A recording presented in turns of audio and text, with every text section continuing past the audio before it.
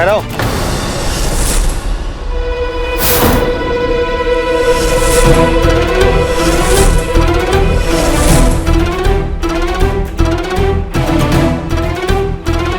नाम क्या है तुम्हारा?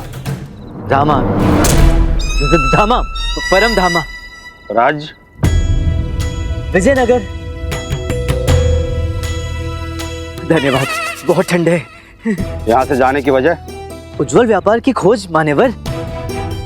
और यहाँ वापस आने की वजह? देश प्रेम, राज्य प्रेम। पक्षी उड़कर कितनी भी दूर क्यों ना चले जाएं, वापस लौटते तो अपने घोंसलों में ही है ना। मेरा घोंसला है, घर है मेरा। अब मैं यहाँ नहीं आऊंगा तो और कहाँ जाऊंगा, है कि नहीं? ठीक है, तुम जा सकते हो। धन्यवाद मान्यवर।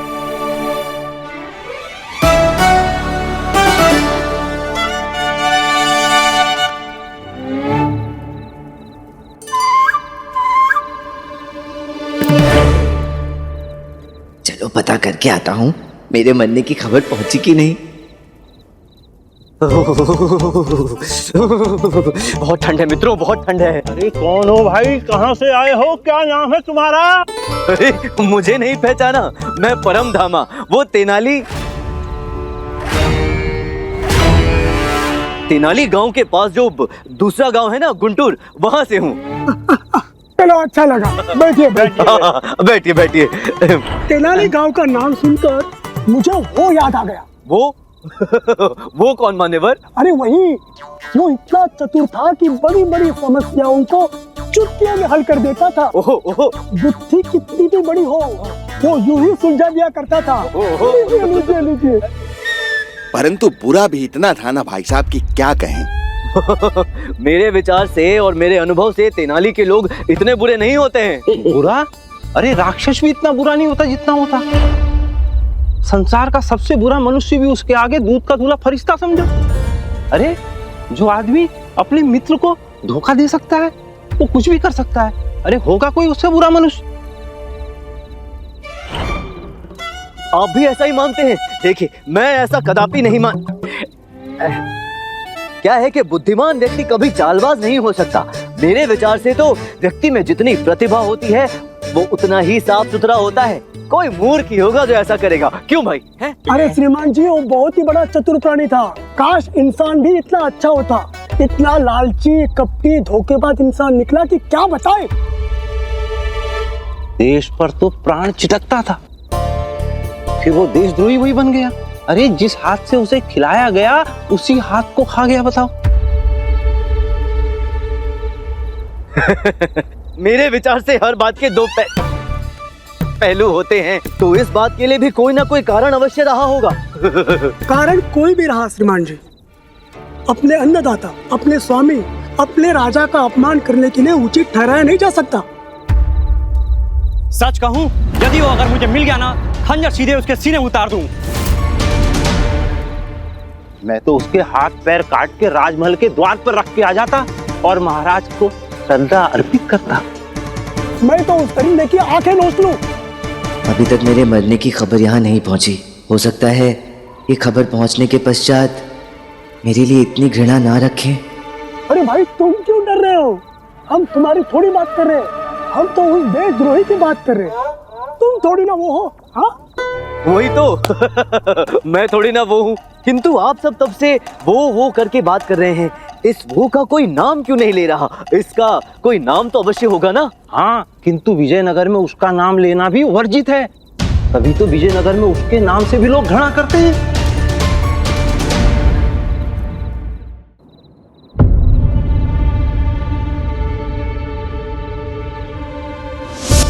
निष्कासित किया था हमारे महाराज श्री कृष्णा देव राय ने।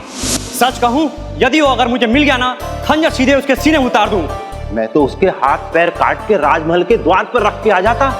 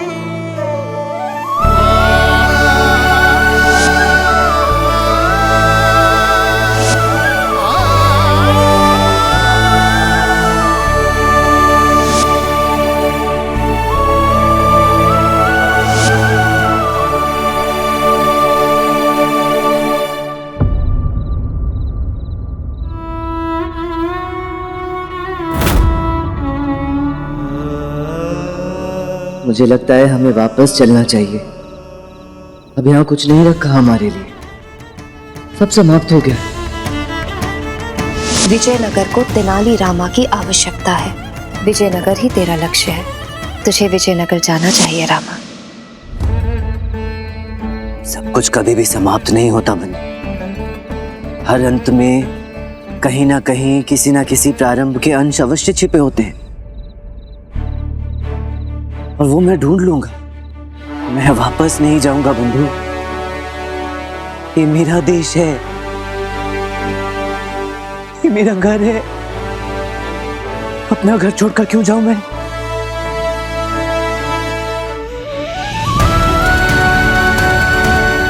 मैं अपना खोया आत्मसम्मान पाकर रहूंगा बंधु। समस्त विजयनगर वासियों और महाराज को सच का आईना दिखाकर रहूंगा। राजगुरु तथाचार्य का असली चेहरा सबको दिखाकर रहूंगा। हाय हाय, इतना बड़ा, इतना सुंदर घर, ये सच है क्या कल्पना?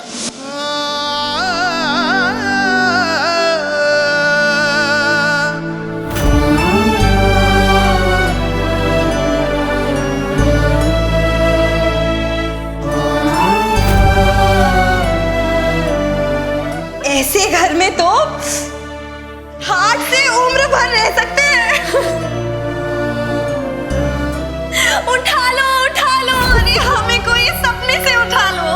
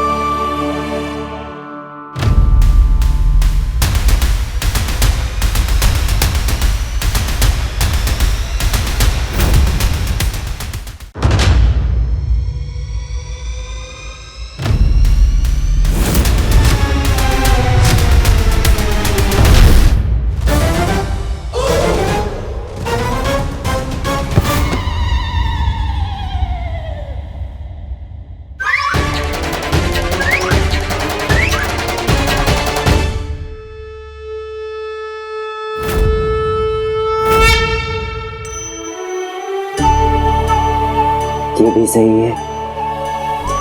जब भी गिरता हूँ आप ही के चरणों में आकर गिरता हूँ माँ।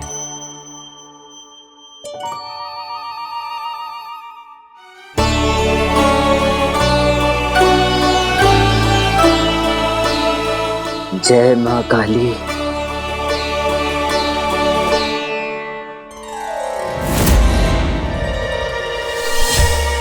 किंतु इस वीरान उजाड़ घर में दिया किसने जलाया?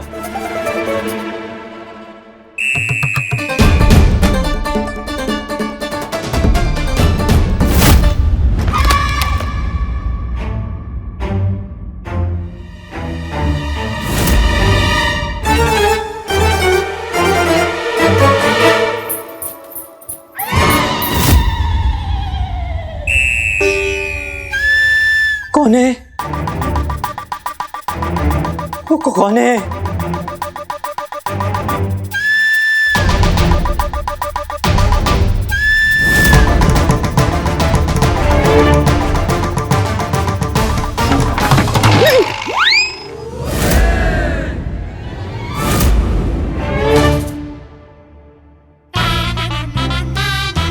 कौन है?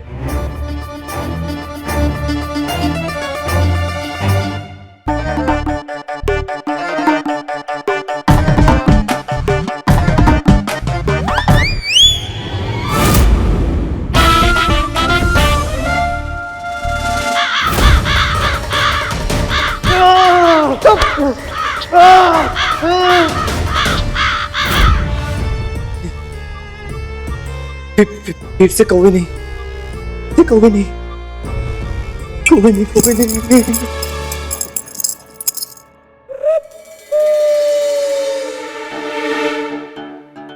इस घर में कोई ना कोई आता जाता रहता है। आज से इस घर में दिए जलाने आना बंद। हाँ लच्चू, मैं जितना हो सके इस घर से दूर रहना चाहिए।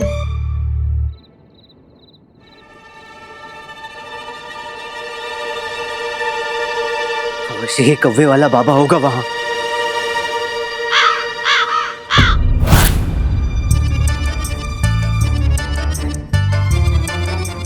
ये क्या हो रहा है रामा? अरे बंधु,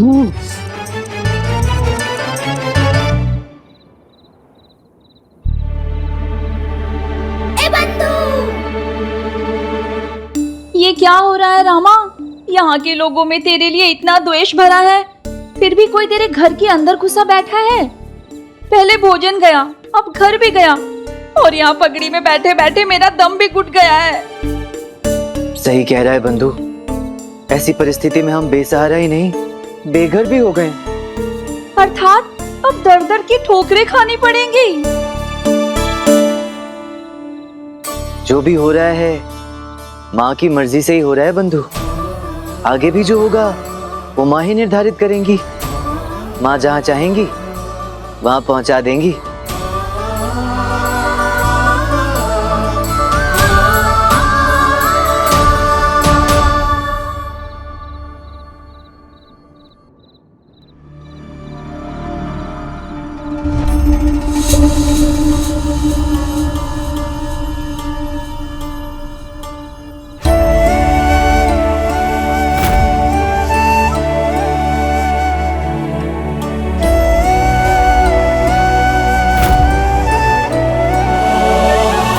कहता है डंके की चोट पर वो पंडित, सुन ले दुनिया सारी, कर ले जिसे जो भी करना है, नहीं चलेगी उस दरबार में अब चापलूसी और भ्रष्टाचार की मीठी आरी।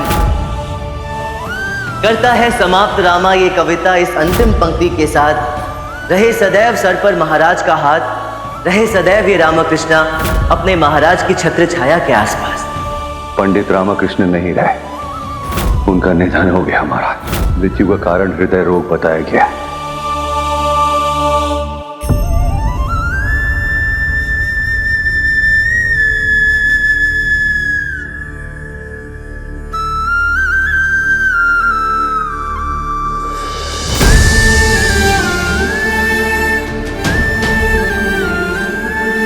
पंडित रामकृष्ण नहीं रहे, उनका निधन हो गया महाराज।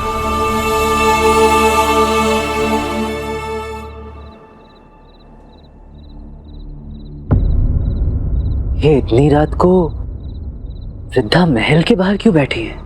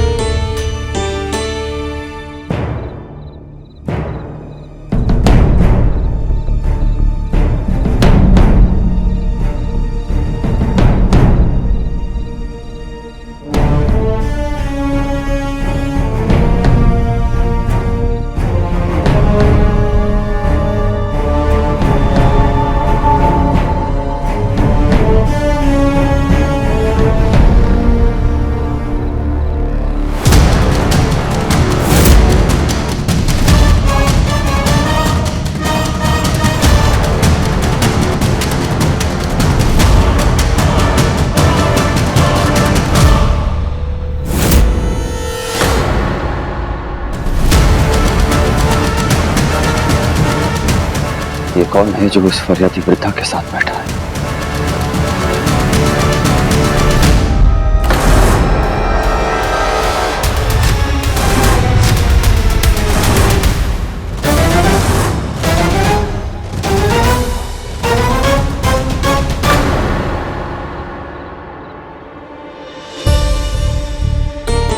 क्या देख रहे हैं महाराज?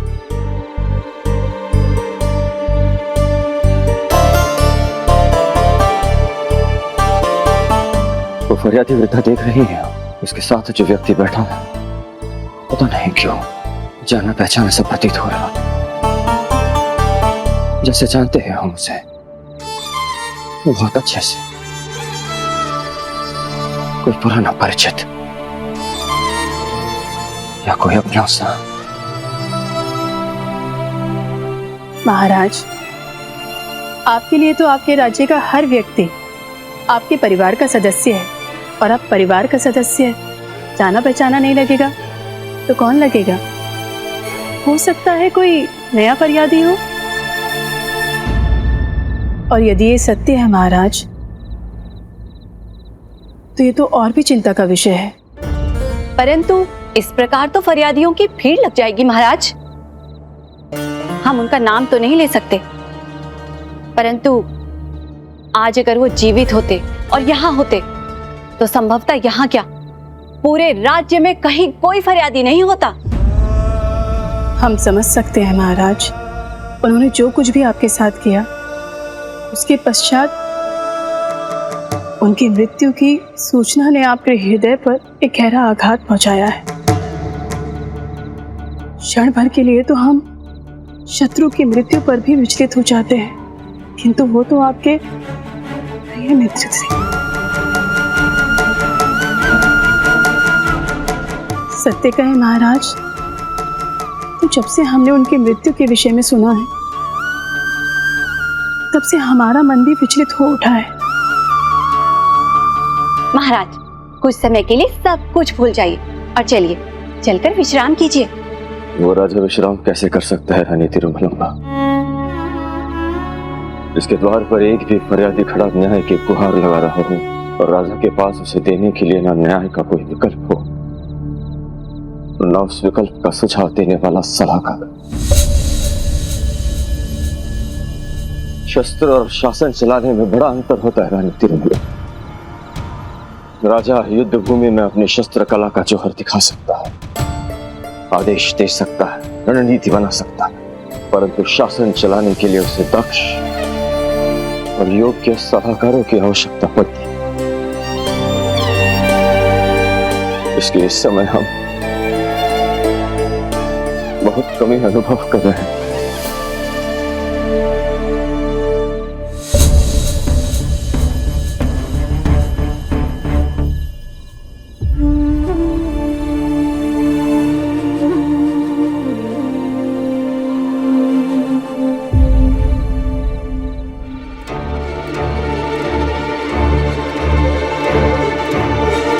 क्या देख रहा है? खाएगा मुझे? कौन है तू? यहाँ क्यों बैठा है? बस ऐसे ही खाली जगह देखी तो बैठ गया। खाली जगह देखी बैठ गया? हास्य वृत्ति बड़ी अच्छी है तुम्हारी अम्मा। वैसे एक बात बताओ, इतनी रात्रि को यहाँ क्यों बैठी हो? मुझे न्याय चाहिए। मुझे भी। कोई लाभ नहीं, यहाँ ना कोई न्याय है और ना कोई न्याय दिलाने वाला। एक था न्याय दिलाने वाला, सत्य का साथ देने वाला, हम जैसे पीड़ितों का सुनने वाला, उसे भी इस राज्य से निकाल दिया। सुना है आज ही वो भगवान को प्यारा हो गया। सच कहूं तो न्याय पाने की इच्छा ही समाप्त हो गई है। अरे नहीं अम्मा, ऐसा क्यों बोलती हो? आस के बलबूते पर ही तो ये समस्त संसार चल रहा है। आस का अर्थ होता है विश्वास, और विश्वास का अर्थ होता है ईश्वर, और ईश्वर भला अन्याय क्यों होने देंगे? सीता मैया को ही ले लो, रावण उठाकर ले गया, लंका में राक्षसों के बीच घिरी रही, किंतु क्या कभी उन्होंने आस छोड़ी? नहीं। आस इस बात की कि प्रभु श्री राम आएंगे और उन्हें ससम्मान लेकर जाएंगे। तो देखो तो सही, हुआ भी ऐसा ही।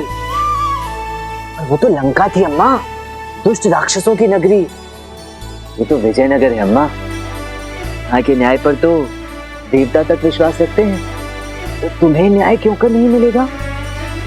जैसे सुख चिरस्थायी नहीं होता, वैसे दुख भी नहीं होता। कौन सा पेड़ है जिसे हवा नहीं लगी? कौन सा मनुष्य है जिसके जीवन में कष्ट नहीं आया? और जैसे कष्ट आया है वैसे जाएगा भी। यही तो सृष्टि का नियम है ना अम्मा। तुम आस कभी मत खोना। बड़ी सियानी सोच रखता है तू। तुझ जैसी सुलझी सोच रखने वाले इस राज्य में 2-4 और हो जाएं तो कल्याण हो जाए इस राज्य का। बस तुम निश्चिंत रहो अम्मा, यूं समझो कि न्याय हो गया। यूं मान लो कि देवी माँ ने न्याय करने वाला भेज दिया है।